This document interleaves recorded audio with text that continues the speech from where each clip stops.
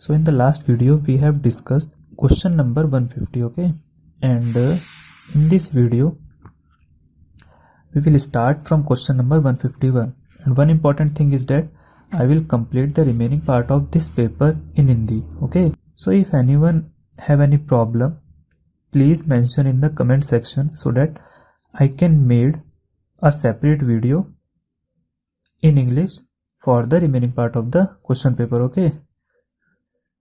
तो शुरू करते हैं अपने क्वेश्चन नंबर 151 से। क्वेश्चन क्या कहता है ये? If n is any odd number greater than 1 then n square minus 1 is, okay. तो क्या कह रहा है? ये कह रहा है कि अगर n हमारा कोई भी ऑड नंबर होता है जो कि 1 से बड़ा है तो इसकी वैल्यू क्या होगी। तो इसे कैसे सॉल्व करेंगे देखते हैं। तो हम क्या लिख लेते हैं, पहले अपना फॉर्मूला लिख लेते हैं n स्क्वायर माइनस 1। क्या करके देखते हैं, इसमें वैल्यूज पुटअप करके देखते हैं। पहले इसमें क्या रख के देखेंगे, 2 क्या ऑड नंबर है? नहीं, तो हम 2 नहीं रख सकते। क्या रख के देखेंगे, 3, ओके। सो 3 मल्टीप्लाई बाय 3 की पावर 2 माइनस 1, वैल्यू क्या आएगी, 3 मल्टीप्लाई बाय 8, ओके। 8 3 जा 24। हमें पता है 24 हमारा कंप्लीटली किससे डिविजल हो सकता है, 24 से हो सकता है, लेकिन 48 से नहीं होगा, 96 से नहीं होगा। एक और ट्राई कर लेते हैं। नेक्स्ट ऑड नंबर क्या होगा हमारा, 5। तो वैल्यू क्या आएगी, 5 की पावर 2 माइनस 1, ये बन जाएगा 5 मल्टीप्लाई बाय 24। ये भी हमारा 24 से कंप्लीटली डिविजिबल मतलब डिवाइड हो जाएगा। देखो आंसर आ गया 4, और इसको डिवाइड करें तो इसका 1। तो हम इससे क्या पता लग रहा है, इससे पता लग रहा है कि अगर हम n की वैल्यू कोई भी ऑड नंबर रखें जो कि 1 से बड़ी हो तो हमेशा 24 से तो वो डिवाइड हो जाएगी। तो करेक्ट ऑप्शन क्या होगा इसका, option number C. Next question number 152, ये क्या कह रहा है, find the largest possible number of 5 digit which is exactly divisible by 32, 36 and 40। 5 digit की, ठीक है, सबसे बड़ी से बड़ी जो आपका नंबर हो या संख्या हो वो पता लगाना है आपको, जो कि 32, 36 और 40 से डिवाइड हो जाए। इस तरह के क्वेश्चन में क्या करना होता है, हमें जिस नंबर से डिवाइड करने के लिए बोल रखा है उसका एलसीएम लेते हैं सबसे पहले, ठीक है। तो हम इसका एलसीएम ले लेते हैं 32, 36 और 40 का। 2 1 जा 2, 2 6 जा 12, 2 8 2 0।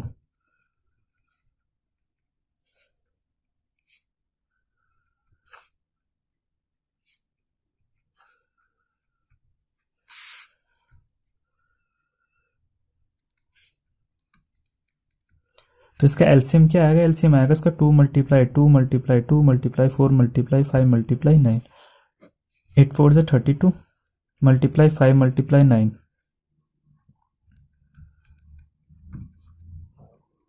ठीक है, ये हमारा आ गया एलसीएम। अब क्या करना होगा, अब हमें इस एलसीएम से, अब हमें क्या करना होगा, ये जो एलसीएम आ रहा है इस एलसीएम से इन जो डिजिट्स दे रखी हैं इनको डिवाइड करके देख लेते हैं, और जो भी डिजिट इससे डिवाइड हो जाएगी आंसर क्या हो जाएगा हमारा, वही हो जाएगा। देखो चेक करके देखते हैं। 1440, पहली वाली डिजिट को डिवाइड करके देख लेते हैं, 99360, ठीक है। तो क्या आएगा आंसर हमारा, ये हमारा 6 जा चलाएंगे, 6 0 जा 0, 6 4 जा 24, 2 6 4 जा 24 to 26 to 8, ठीक है। 6 9 एंड 2 1, ये हम अब चलाएंगे आपका 9 जा 9 0 0, 9 4 जा 36 3, 9 4 जा 36 39 3, 9 में 9 12। तो हमारे कंप्लीट डिवाइड हो गया 69 से, तो 1440 से, ठीक है। तो हम बोल सकते हैं कि जो हमारे जो 5 डिजिट की मैक्सिमम से मैक्सिमम नंबर जो हो सकती है वो क्या है, 99360। तो करेक्ट ऑप्शन क्या होगा इसका, ए। ये नहीं हो सकता। और अगर आपको चेक भी करना है तो आप एक काम करो, ये जो आपके तीनों डिजिट है ना, इनको रैंडमली इन दोनों से डिवाइड करके देख लो, ठीक है। इन दोनों को इनसे डिवाइड करके देख लो, आप कहीं ना कहीं देखोगे कि किसी एक से ये डिवाइड नहीं हो पाएगा, ठीक है। चलो नेक्स्ट पे बढ़ते हैं। नेक्स्ट क्वेश्चन क्या कह रहा है, HCF of 2 number is 8, then which of the following can never be their LCM. तो इसको चेक करने के लिए क्या करना होगा, आपको जो HCF आ रहा है इस HCF से इन डिजिट्स को डिवाइड करके देख लो, ठीक है। अगर कोई भी डिजिट जो भी डिवाइड हो जाती है तो वो एलसीएम हो सकता है, एग्जैक्ट हो सकता है, ये नहीं कह सकता कि होगा, लेकिन वो हो सकता है। और जो नहीं डिवाइड होगा वो कभी नहीं हो सकता, ठीक है। अब जैसे ऑप्शन नंबर ए है, 8 3 जा 24, ये भी डिवाइड हो रहा है, ठीक है। तो ये भी एलसीएम हो सकता है, 8 6 48, ये भी कंप्लीटली डिवाइड हो रहा है, तो ये भी एलसीएम हो सकता है। ये तो डिवाइड नहीं हो सकता, ये सॉरी 8 7 56, ये भी डिवाइड हो सकता है, और ये डिवाइड नहीं हो सकता। तो एलसीएम क्या है, ये तो चांसेस है ही नहीं एलसीएम होने के। ठीक है, तो हमारा करेक्ट ऑप्शन क्या होगा, ऑप्शन नंबर डी। ठीक है, नेक्स्ट। अब नेक्स्ट क्वेश्चन क्या कह रहा है, out of 3 given number the first number is twice the second and thrice the third. अब क्या कह रहा है, कोई भी 3 नंबर दे रखे हैं, चलो हम मान लेते हैं, हम एज्यूम कर लेते हैं वो 3 नंबर्स क्या हैं, x है, y है और z है। फर्स्ट ये हो गया, सेकंड ये हो गया और थर्ड ये हो गया। ठीक है, अब क्या कह रहा है, जो फर्स्ट नंबर है वो ट्वाइस है सेकंड के, तो इसका मतलब जो x है वो सेकंड के 2 टाइम्स है, और जो एंड थ्राइस द थर्ड, जो x है वो थर्ड वाले कितना है, 3 टाइम्स है, ये लिख सकते हैं। ठीक है, आगे क्या पूछ रहा है, if the average of these 3 number is 154। अगर हम इसका एवरेज निकाले, x plus Y plus Z का एवरेज निकाले तो वैल्यू कितनी आती है, 154 आंसर आता है। Then what is the difference between first and third number. अब पूछ क्या रहा है, वो पूछ रहा है x माइनस जेड की वैल्यू क्या होगी, तो कैसे निकालेंगे। ठीक है, अब देखो यहां से क्या कर सकते हैं हम, x plus Y plus Z की वैल्यू कैलकुलेट कर सकते हैं। 4 3 12, 5 3 15 16, 3 1 3 और 4, इसकी मल्टीप्लाई यहाँ कर देंगे, ये हो जाएगा। अब क्या करना है, अब ये एक इक्वेशन, 2 इक्वेशन, 3 इक्वेशन, इन तीनों को यूज करके हमें किसी भी एक की वैल्यू निकाल सकते हैं। जैसे कैसे, x is equal to 2y, या मैं बोल सकता हूँ y is equal to x upon 2, ये लिख सकता हूँ। ठीक है, तो मैं यहाँ y की वैल्यू पुट कर लेता हूँ, y is equal to x upon 2। यहाँ से z से x की वैल्यू निकाल सकता हूँ, z is equal to x upon 3। ठीक है, तो यहाँ z की वैल्यू रख लेता हूँ, x upon 3 is equal to 4 6 2। Okay, LCM लेंगे, 6x plus 3x plus 2x upon 6 is equal to 4 6 2। Okay, 6 3 9 2 11, 11x upon 6 is equal to 4 6 2।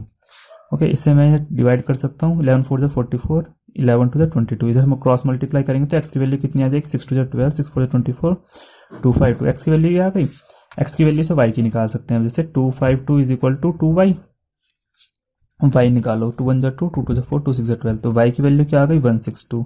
ऐसे ही हम z निकाल सकते हैं, 2 5 2 इज इक्वल टू 3z, तो z की वैल्यू क्या आएगी, 3 6 3 7 3 24, 3 4 12, तो x की वैल्यू क्या आई, 252, z की वैल्यू क्या आई, 84। तो हम बता सकते हैं x माइनस जेड क्या होगा, सो x माइनस जेड होगा हमारा 252 माइनस 84, 12 माइनस 4 8, 14 माइनस 8 6 और 1, सो आंसर इज 168। तो करेक्ट आंसर क्या होगा, आंसर ऑप्शन नंबर सी। ठीक है, नेक्स्ट देखते हैं।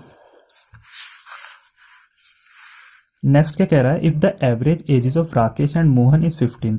चलो हम मान लेते हैं राकेश की एज r है, मोहन की एज m है, and the average ages of Mohan and Ramesh, Mohan की तो m थी और रमेश की हम r m लिख लेते हैं। ठीक है, अब क्वेश्चन क्या कह रहा है, average ages of Rakesh and Mohan, मतलब r प्लस m अपॉन 2 कितना दे रखा है हमको, 15।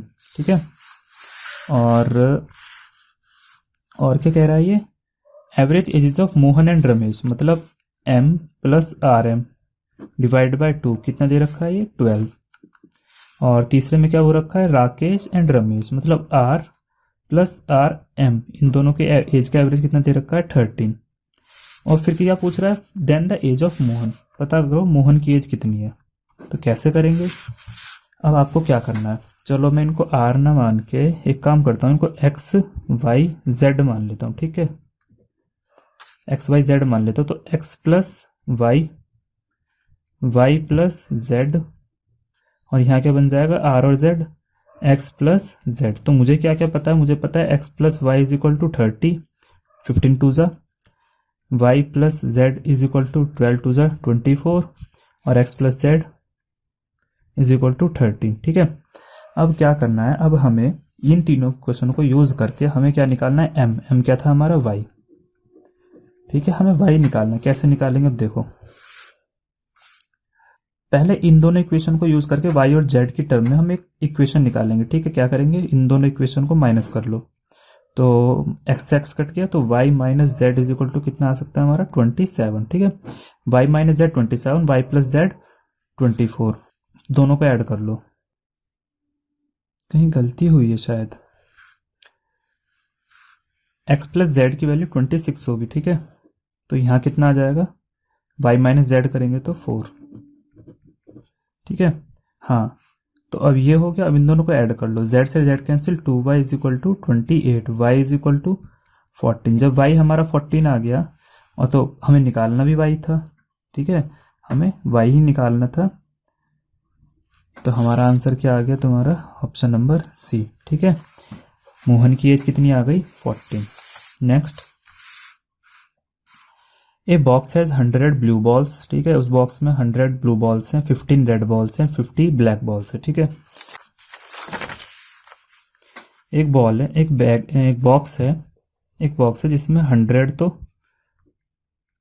ब्लू बॉल है, और रेड कितनी है, 50 है, और ब्लैक है हमारी 50। अब क्या कह रहा है ये, अगर 25% ऑफ ब्लू, मतलब 25% ऑफ ब्लू कितनी है हमारी, टोटल 100 है, तो कितनी बॉल निकलेंगी, ये निकल जाएंगी आपकी 25 बॉल। बचेंगी कितनी, ब्लू कितनी बच गई है तुम्हारी, 75, ठीक है। ऐसे ही कह रहा है 50% ऑफ रेड बॉल अगर निकाल दें, अगर 50% रेड बॉल निकाल दे तो कितनी बचेंगी, 25, मतलब आधी निकालनी है। Then the percentage of black ball is, तो अब तुम्हें ब्लैक बॉल का परसेंटेज बताना है, ठीक है। तो टोटल कितनी बॉल है, टोटल कितनी बॉल बची, 75, 25 और 50 कितनी हो गई है, 125। ब्लैक कितनी है, 50, तो परसेंटेज कैसे निकालेंगे, ब्लैक कितनी बॉल ब्लैक है 50, और divide by total multiply by 100, ठीक है। कैलकुलेट करो, ये हो जाएगा तुम्हारा 5 1 जा 5 0, 5 2 जा 10, 5 5 जा 25, 25 4 जा, ओके, तो 40%। आंसर क्या आएगा इसका, आंसर सी, 40% हमारी क्या बचेंगी, ब्लैक बॉल बचेंगी, ठीक है। नेक्स्ट देखते हैं, क्वेश्चन क्या कह रहा है। क्वेश्चन कह रहा है, if the coast price of an item is 2/3 of its selling price, अगर हमारी किसी भी आइटम की जो कोस्ट प्राइस है वो कितनी है, सेलिंग प्राइस के 2/3 है। अगर मान लो हम कोस्ट प्राइस x माने, सीपी अगर हमारी x है, ठीक है, सॉरी, अगर हमारी सेलिंग प्राइस x है तो सीपी कितनी हो जाएगी, इसकी 2/3 हो जाएगी, ठीक है। सीपी 2/3, एसपी हो गई x। What is the gain और loss on percent of item. अब आप एक इससे यह पता लगाओ कि सेलिंग प्राइस कम है, गेन, वो सेलिंग प्राइस कम है, कोस्ट प्राइस कम है, कोस्ट प्राइस कम है, तो अगर कोस्ट प्राइस कम है, सेलिंग प्राइस ज्यादा है, तो हमें क्या हुआ, प्रॉफिट हुआ, ठीक है। तो प्रॉफिट परसेंटेज निकालना होगा इसमें। प्रॉफिट परसेंटेज का फॉर्मूला क्या होता है, SP minus CP divided by CP multiply by 100, यही होता है। तो कैसे निकालेंगे, एसपी कितना है हमारा, x minus 2/3x divided by CP कितनी है हमारी, 2/3x मल्टीप्लाई बाय 100।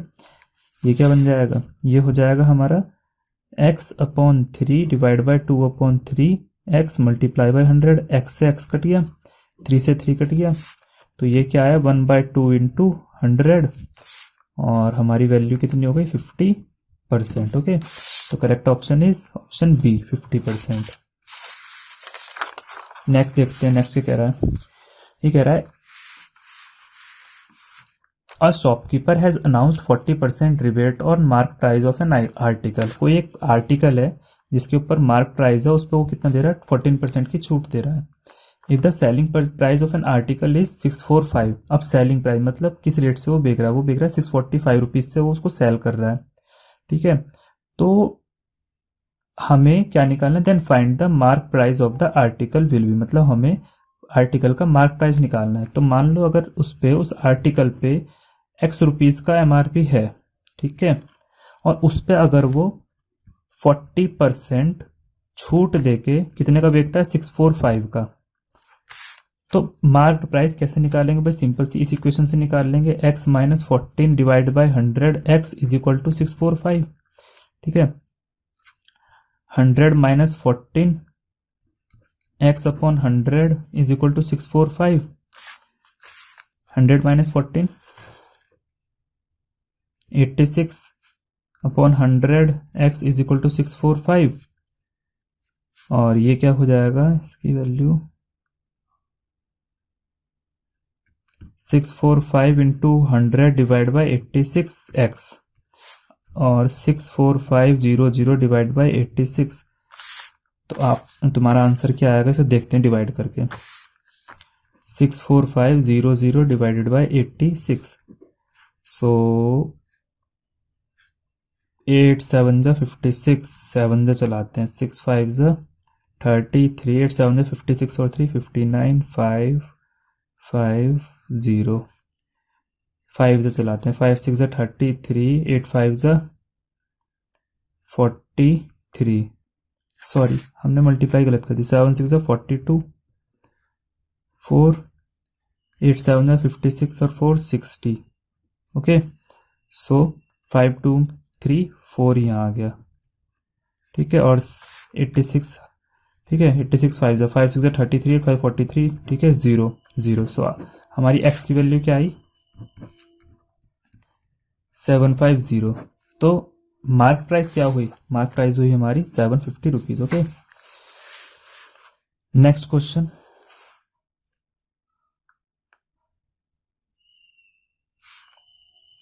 अब ये क्या कह रहा है, ये कह रहा है कि the simple interest on a sum of money is 144 of the principal and the number of the year is equal to the rate percent per annum. अब देखो क्या कहता है ये, अगर मान लो हमारी प्रिंसिपल अमाउंट, कैसे सॉल्व करेंगे, अगर हम एज्यूम करें कि प्रिंसिपल कितना है हमारा x है, ठीक है, तो SI कितना हो जाएगा, SI हो जाएगा 1/144 ऑफ x, क्योंकि यही कह रहा है ना कि 144 ऑफ द प्रिंसिपल इसके बराबर है, ठीक है, सिंपल सी बात। और क्या कह रहा है अब ये कहता है कि the number of year is equal to the rate percent per annum. अब मान लो नंबर ऑफ ईयर हम मान लेते हैं y, तो रेट कितना हो गया, रेट भी इसके बराबर ही है y, ठीक है। What will be the rate percent per annum. अब ये पूछा है रेट परसेंट कितना होगा, क्या निकालना है हमें, ये y की वैल्यू निकालनी है। कैसे निकालेंगे, सिंपल सा SI का फॉर्मूला रखो, P into R into T upon 100। अब सिंपल इंटरेस्ट कितना है 1/44, x is equal to principal कितना है x, रेट कितना है y, टाइम कितना है y, डिवाइडेड बाय 100, ठीक है, x cancel, y square is equal to 100 upon 144, y is equal to under root 100 upon 144, इसकी वैल्यू आएगी 10 अपॉन 12, 2 5 10, 2 6 12। सो क्या ये क्या निकल के आया हमारा रेट परसेंट, तो रेट कितना आ गया इज इक्वल टू, हमने क्या माना था रेट को y, और y हमारा क्या आया 5/6, तो आंसर क्या होगा हमारा 5/6, तो आंसर है हमारा B, okay. Next, the cost price of a car is 4 lakh, if its price decreases 10% everywhere, then what will be the cost of car after 3 year. देखो इसका एक फॉर्मूला होता है, अगर इस तरीके का क्वेश्चन है या तो फॉर्मूले से निकाल लो या तो लॉन्ग मेथड यूज कर लो, मैं इसमें यूज करूंगा फॉर्मूला, ठीक है। तो फॉर्मूला क्या होगा, प्राइस निकालने के लिए ये होगा तुम्हारा, जो तुम्हारी कॉस्ट होगी वो 4 करोड़ है, हाँ ये है, ये 4 लाख है, ओके, 4 लाख, 1 माइनस रेट कितना है वो लिखेंगे ऊपर 10% है, ठीक है, ये 10% है, डिवाइडेड बाय 100, और रेस टू दी पावर कितना टाइम है 3 ईयर्स का, ठीक है। तो ये फॉर्मूला हमें यूज करना होगा इसको निकालने के लिए, तो 4 लाख मल्टीप्लाई बाय, इसको काटूंगा तो 10 10 1 minus 9 upon 10 raise to the power 3, 4 0 0 0 0 multiply by 9 into 9 divide by 3 0 से 3 0 खत्म, 400 मल्टीप्लाई बाय 9 9 81 81 9 729, और जब इसकी मल्टीप्लाई करेंगे 9 4 36, 3 4 2 8 और 3 11, 7 4 28 1 2916 00। सो आंसर क्या आएगा हमारा 2916 तो करेक्ट ऑप्शन इज ए, ठीक है। इसका लॉन्ग मेथड क्या है, चलो लॉन्ग मेथड भी समझा देता हूँ। क्वेश्चन क्या कह रहा है, मान लो शुरू में कार के प्राइसेस थे मेरे 4 लाख रुपए, ठीक है, हर साल 10% घटते हैं, ठीक है। तो पहली साल बाद, फर्स्ट ईयर बाद, पहली साल बाद कितने हो जाएंगे उसके प्राइस, इसके 40%, इसके 10% कितने हो गए इसके 10%, 10% हो गए इसके 40,000 रुपये, ठीक है। तो कितने रेट माइनस होंगे, 4 लाख माइनस 40,000, ठीक है। तो कितने रेट हो जाएंगे 0.00064। तो पहली साल बाद इसके रेट हो जाएंगे 3,06,000 रुपीज़, ओके। अब दूसरी साल के लिए देखते हैं, अब दूसरी साल की शुरुआत में इसके रेट कितने 3,60,000, ठीक है। अब फिर इसका 10% घटेगा, तो 10% घटाएंगे तो कितना घटेगा, 36,000 रुपये। 36,000 माइनस करो, 0 0 0, 10 में 6 गए 4, 5 में से 3 गए 2, तो ये बैठ गया हमारा 3,24,000। ये तो हो गए सेकेंड ईयर के बाद। अब थर्ड ईयर के बाद निकालना हो तो फिर से 10% माइनस करो, 3,24,000 के 10% कितने होंगे, 32,400 करो, माइनस 0 0, 10 में 4 गए 6, 3 में से 2 गया 1, और यहाँ क्या बचा, 12 में से 3 गए 9, 2916। तो 3 साल बाद कितने आते हैं, थर्ड ईयर बाद 2,91,600 रुपीज़ निकल के। ठीक है, तो ये हो गया हमारा लॉन्ग मेथड, और ये था हमारा शॉर्टकट, इसमें हम फॉर्मूला यूज़ करके निकाल सकते हैं। ठीक है, तो इसका करेक्ट आंसर क्या होगा, आंसर नंबर 8। और ये हमारा यहाँ तक हो गया इस वीडियो में कंप्लीट, और इससे आगे का हम नेक्स्ट वीडियो में कवर करेंगे। ठीक है, so thank you for watching.